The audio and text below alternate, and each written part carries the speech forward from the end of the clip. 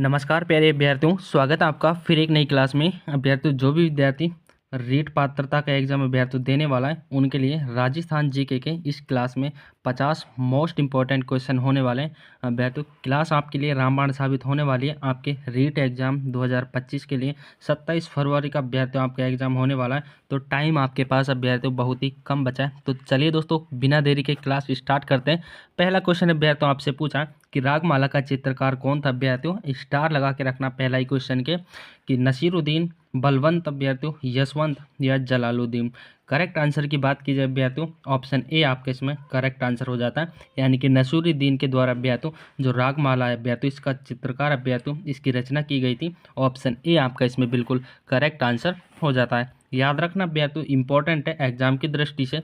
A option आपका इसमें correct answer हो जाता है। अगला क्वेश्चन है अभ्यर्थियों आपसे पूछा है, मोस्ट इंपॉर्टेंट क्वेश्चन है अभ्यर्थियों कि महाराणा अमर सिंह और शाहजहां खुर्रम के बीच संधि कब हुई थी अभ्यर्थियों। सन आपसे पूछिए, मोस्ट इंपॉर्टेंट क्वेश्चन है अभ्यर्थियों। सन से राजस्थान लेवल के हर एग्जाम में एक दो क्वेश्चन अभ्यर्थियों 100% पूछे जाते हैं। तो करेक्ट आंसर की बात की जाए अभ्यर्थियों, इसमें आपका राइट आंसर ऑप्शन डी हो जाता है, यानी कि 5 फरवरी 1615 में अभ्यर्थियों महाराणा अमर सिंह और शाहजहां खुर्रम के बीच अभ्यर्थियों संधि हुई थी। ऑप्शन डी याद रखना। 1615 अभ्यर्थियों इंपॉर्टेंट सन है, क्वेश्चन मोस्ट इंपॉर्टेंट है।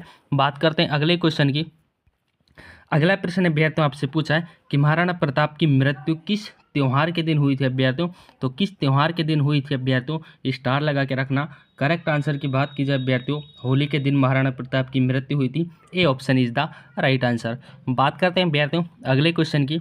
अगला प्रश्न अभ्यर्थियों आपसे पूछा है कि महाराणा अमर सिंह का देवासन अभ्यर्थियों 26 जनवरी 1620 को कहाँ पर हुआ था अभ्यर्थियों, यानी कि महाराणा अमर सिंह का जो मृत्यु है वो कहाँ पर हुआ था और कब हुआ था। सन भी याद रखना अभ्यर्थियों, 26 जनवरी 1620 को इनकी मृत्यु हुई थी। किस स्थान पर हुई थी, स्थान आपसे पूछा है। राइट आंसर ऑप्शन बी हो जाता है, यानी कि आहड़ उदयपुर में अभ्यर्थियों महाराणा अमर सिंह की छतरी पूछी जाए तो वो भी आहड़ उदयपुर में स्थित है। और इनका अभ्यर्थियों देवासन की सन पूछी जाए तो अभ्यर्थियों 26 जनवरी 1620 को हुई थी। और अभ्यर्थियों स्थान पूछा जाए तो आहड़ उदयपुर में इनकी मृत्यु हुई थी। छतरी भी अभ्यर्थियों यहीं पर बनी हुई है। तीनों चारों पॉइंट याद रखना, मोस्ट इंपॉर्टेंट पॉइंट है। बात करते हैं अगले क्वेश्चन की। अगला प्रश्न अभ्यर्थियों आपसे पूछा है कि नसीरुद्दीन ने रागमाला किसके शासनकाल में अभ्यर्थियों तैयार की थी। इंपॉर्टेंट स्टार लगा के रखना अभ्यर्थियों कि नसीरुद्दीन के द्वारा रागमाला का चित्र किया गया था अभ्यर्थियों, रचना की गई थी, किसके शासनकाल में की गई थी। ये मोस्ट इंपॉर्टेंट पॉइंट है अभ्यर्थियों। करेक्ट आंसर की बात की जाए ऑप्शन सी आपका इसमें करेक्ट आंसर हो जाता है, यानी कि अमर सिंह के शासनकाल में नसीरुद्दीन के द्वारा रागमाला का चित्रांकन किया था। Option C is the right answer. चलते हैं विद्यार्थियों अगले क्वेश्चन की ओर। अगला क्वेश्चन आपसे पूछा है कि नागौर दरबार का आयोजन कब हुआ अभ्यर्थियों। सन आपसे पूछिए कि नागौर दरबार जो आयोजित किया गया था नागौर में किया गया था, कब किया गया था। तो 1570 में। A option is the right answer. और अभ्यर्थियों एक पॉइंट और याद रखना नागौर के बारे में कि जो पंचायती राज व्यवस्थाओं का शुभारंभ हुआ था वो भी आपके नागौर जिले से हुआ था। दोनों पॉइंट याद रखना, इंपॉर्टेंट पॉइंट है, काफ़ी एग्जामों में ये क्वेश्चन देखने को मिलता है। बात करते हैं अभ्यर्थियों अगले प्रश्न की। अगला प्रश्न आपसे पूछा है कि राजसमंद झील का निर्माण किसने करवाया अभ्यर्थियों। तो राजसमंद झील का निर्माण आपसे पूछा है प्रताप सिंह, राज सिंह, अजीत सिंह या हो जाता आपके Uday Singh. Correct answer option B आपका इसमें करेक्ट आंसर हो जाता है, यानी कि राज सिंह के द्वारा राजसमंद झील का निर्माण करवाया गया। क्वेश्चन आपसे पूछा है कि सिंधु घाटी सभ्यता की खोज कब की गई थी अभ्यर्थियों। तो सिंधु घाटी सभ्यता की खोज आपसे पूछिए कि कब हुई थी। राइट आंसर की बात की जाए अभ्यर्थियों ए ऑप्शन आपका इसमें करेक्ट आंसर हो जाता है, यानी कि 1921 में अभ्यर्थियों जो सिंधु घाटी सभ्यता है इसकी खोज हुई थी 1921 में। बात करते हैं अभ्यर्थियों अगले प्रश्न की। अगला प्रश्न आपसे पूछा है कि मेवाड़ के शासक वंश का नाम क्या था। तो मेवाड़ का जो शासक वंश था, तो मेवाड़ के शासक वंश का नाम गुहिल, कछवा, गढ़वाल या राठौड़। तो मेवाड़ में कौन सा शासन था अभ्यर्थियों। राइट आंसर हो जाता है ऑप्शन ए, यानी कि गुहिल का जो शासन था अभ्यर्थियों वो मेवाड़ में था। ऑप्शन ए आपका इसमें बिल्कुल करेक्ट आंसर हो जाता है। बात करते हैं अभ्यर्थियों अगले प्रश्न की। अगला प्रश्न आपसे पूछा कि निम्न में से राजस्थान की प्रथम चौहान रियासत कौन सी थी। मोस्ट इंपॉर्टेंट है एग्जाम के लिए, स्टार लगा के रखना। तो प्रथम चौहान रियासत आपको बतानी है शाकंभरी, जालोर, सिरोही या Bundi. Right answer option A हो जाता है, यानी कि शाकंभरी की जो रियासत है अभ्यर्थियों तो प्रथम चौहान रियासत मानी गई है। ए ऑप्शन आपका इसमें बिल्कुल करेक्ट आंसर हो जाता है। बात करते हैं विद्यार्थियों अगले प्रश्न की कि चौहान साम्राज्य का निर्माणकर्ता कहा जाता है, वो किसको कहा जाता है? जो चौहान साम्राज्य इसका निर्माणकर्ता किसको कहा गया है? राइट आंसर ऑप्शन ए हो जाता है, यानी कि अजय राज को निर्माणकर्ता कहा गया है चौहान साम्राज्य का। ए ऑप्शन आपका इसमें बिल्कुल करेक्ट आंसर हो जाता है। अगला क्वेश्चन है विद्यार्थियों आपसे पूछा है कि कालीबंगा जो सभ्यता है विद्यार्थियों, कालीबंगा सभ्यता हनुमानगढ़ जिले में स्थित है, लेकिन ये किस नदी के तट पर स्थित है, किस नदी के किनारे स्थित है, ये आपसे पूछा है।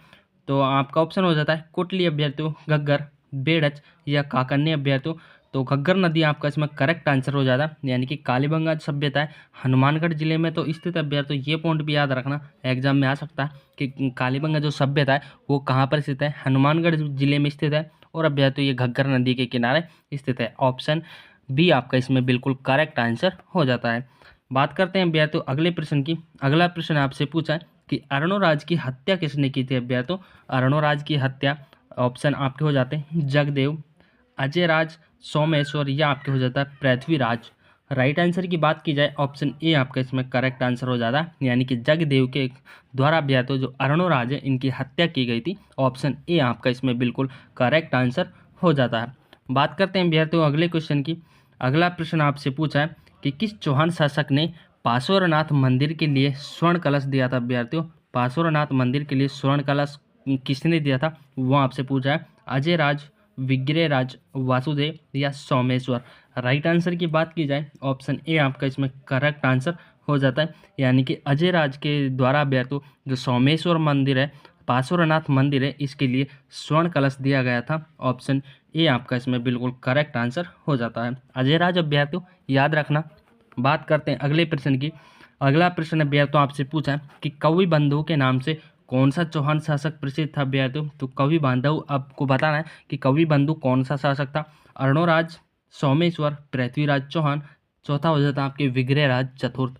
राइट आंसर की बात करें अभ्यर्थियों ऑप्शन डी आपका इसमें करेक्ट आंसर हो जाता है, यानी कि विग्रहराज चतुर्थ जो एक कवि बंधु के उपाधि प्रदान अभ्यर्थी इसको की गई थी। ऑप्शन चार आपके इसमें बिल्कुल करेक्ट आंसर हो जाता है। बात करते हैं अभ्यर्थियों अगले क्वेश्चन की। अगला प्रश्न आपसे पूछा है कि पृथ्वीराज तृतीय का जो काल था, शासन का काल, वो आपको बताना कि जो पृथ्वीराज तृतीय का काल है इंपॉर्टेंट है अभ्यर्थियों। काफ़ी एग्जामों में ये क्वेश्चन देखने को मिलता है कि पृथ्वीराज तृतीय का शासन काल क्या रहा है। करेक्ट आंसर हो जाता है ऑप्शन ए, यानी कि 1177 से 1192 तक इनके मध्य इनका जो शासन काल है वो रहा था। सन याद रखना, अक्सर एग्जाम में ये क्वेश्चन देखने को मिलता है, इंपॉर्टेंट है एग्जाम की दृष्टि से। बात करते हैं अभ्यर्थियों अगले क्वेश्चन की। अगला क्वेश्चन अभ्यर्थियों आपसे पूछा है कि सपाद लक्ष्य का स्वर्ण युग किस शासन का काल रहा है अभ्यर्थियों? किस शासन का शासन काल कहलाता है? तो सपाद लक्ष्य का जो स्वर्ण युग है अभ्यर्थियों वो कहा गया है ऑप्शन डी, यानी कि विग्रहराज चतुर्थ का जो शासन काल रहा है तो सपाद लक्ष्य का स्वर्ण काल रहा है। ऑप्शन डी आपका इसमें बिल्कुल करेक्ट आंसर हो जाता है। क्लास को पूरी वॉच करना अभ्यर्थियों, इंपॉर्टेंट क्वेश्चन है एग्जाम की दृष्टि से। अगला क्वेश्चन आपसे पूछा है कि तराइन का जो प्रथम युद्ध है वो किस किस के मध्य हुआ था? तो किसके मध्य हुआ था वो आपको बताना है। करेक्ट आंसर हो जाता है ऑप्शन ए, यानी कि चौहान और तुर्कों के मध्य अभ्यर्थियों तराइन का जो प्रथम युद्ध है, तराइन का जो पहला युद्ध है वो चौहान और तुर्क के मध्य हुआ था। ऑप्शन ए आपका इसमें बिल्कुल करेक्ट आंसर हो जाता है। बात करते हैं अभ्यर्थियों अगले क्वेश्चन की। अगला क्वेश्चन आपसे पूछा कि सिलियाकोट दुर्ग का निर्माण कब हुआ था अभ्यर्थियों? इंपॉर्टेंट स्टार लगा के रखना कि सिलियाकोट जो दुर्ग है उसका निर्माण सन आपसे पूछिए, सन याद रखना अभ्यर्थियों 1181 में अभ्यर्थियों जो सिलियाकोट दुर्ग है उसका निर्माण हुआ था। ऑप्शन ए आपका इसमें बिल्कुल करेक्ट आंसर हो जाता है। बात करते हैं अभ्यर्थियों अगले क्वेश्चन की। अगला प्रश्न आपसे पूछा कि इलेक्ट्रॉन की खोज करता कौन है अभ्यर्थियों? इलेक्ट्रॉन की खोज करता आपसे पूछा है कि जेड थॉमस अभ्यर्थियों, डार्विन अभ्यर्थियों, जे थॉमस या आपके होता है अब्दुल आज़ाद कलाम अभ्यर्थियों। करेक्ट आंसर की बात की जाए ऑप्शन ए आपका इसमें राइट आंसर हो जाता है, यानी कि जे थॉमसन को अभ्यर्थियों इलेक्ट्रॉन की खोज करता माना गया है। ए ऑप्शन आपका इसमें करेक्ट आंसर हो जाता है। अगला क्वेश्चन आपसे पूछा है कि असमिया भाषा में मुद्रित प्रथम पुस्तक के लेखक कौन थे अभ्यर्थियों? तो असमिया भाषा में मुद्रित प्रथम पुस्तक के लेखक अभ्यर्थियों, पुस्तक भी 100% आपके एग्जाम में पूछी जाएगी, याद रखना, इंपॉर्टेंट टॉपिक है अभ्यर्थियों, देख कर जाना। करेक्ट आंसर की बात की जाए आत्माराम शर्मा आपका इसमें करेक्ट आंसर हो जाता है, यानी कि जो असमिया भाषा में मुद्रित प्रथम पुस्तक के लेखक थे वो अभी तो आपके आत्माराम शर्मा थे। ऑप्शन ए आपका इसमें करेक्ट आंसर हो जाता है। बात करते हैं भैया तो अगले प्रश्न की, रेफ्रिजरेटर में कौन सी गैस प्रयुक्त की जाती है भैया? तो रेफ्रिजरेटर में कौन सी गैस भरी जाती है? फ्रीऑन, ऑक्सीजन, कार्बन या आपके नाइट्रोजन? करेक्ट आंसर हो जाता है ऑप्शन ए, यानी कि फ्रीऑन गैस जो रेफ्रिजरेटर में उपयोग की जाती है वो आपके भैया तो फ्रीऑन गैस होती है। ऑप्शन ए आपका इसमें बिल्कुल करेक्ट आंसर हो जाता है। बात करते हैं भैया तो अगले क्वेश्चन की। अगला प्रश्न भैया तो आपसे पूछा है कि रणथंभौर के चौहान वंश का संस्थापक कौन था? तो रणथंभौर का जो चौहान वंश है उनका संस्थापक आपसे पूछा है, इंपॉर्टेंट पॉइंट है भैया। तो करेक्ट आंसर ऑप्शन डी हो जाता, यानी कि गोविंद राज प्रथम को रणथंभौर के चौहान वंश का संस्थापक माना गया है। डी ऑप्शन आपका इसमें बिल्कुल करेक्ट आंसर हो जाता है। बात करते हैं भैया तो अगले क्वेश्चन की। अगला क्वेश्चन आपसे पूछा है कि ध्वनि की चाल किस में अधिकतम होती है भैया? तो किस में अधिकतम होती है? स्टील अभ्या तो जस्ते में, पीतल में या आपके लोहे में? ये लोहे अभ्या तो थोड़ा मिसप्रिंट हो गया, आप इसको सही कर लीजिएगा। करेक्ट आंसर ऑप्शन ए हो जाता है, स्टील में ध्वनि की चाल सबसे अधिक होती है। Option A is the right answer. बात करते हैं बिहार तो अगले क्वेश्चन की कि बिहार का शोक किस नदी को कहा गया है? तो बिहार का शोक आपको बताना है कि किस नदी को कहा गया है, कोसी, माही, रावी, यमुना। इंपॉर्टेंट पॉइंट है बिहार तो क्वेश्चन है, स्टार लगा के रखना, काफ़ी एग्जामों में ये क्वेश्चन हमको देखने को मिलता है। तो कोसी नदी को बिहार का शोक कहा गया है। ऑप्शन ए आपका इसमें बिल्कुल करेक्ट आंसर हो जाता है। तो दोस्तों जो भी विद्यार्थी चैनल पर नया विजिट किया हो चैनल को ज़रूर सब्सक्राइब करें। क्लास को अभ्यास तो यहीं पर ख़त्म करते हैं। तो कमेंट में ज़रूर बताना कि 25 क्वेश्चनों में से आपके कितने क्वेश्चन सही हुए हैं। इंपॉर्टेंट पॉइंट है अभ्यास तो। मिलते हैं अगली क्लास में, तब तक के लिए जय हिंद साथियों।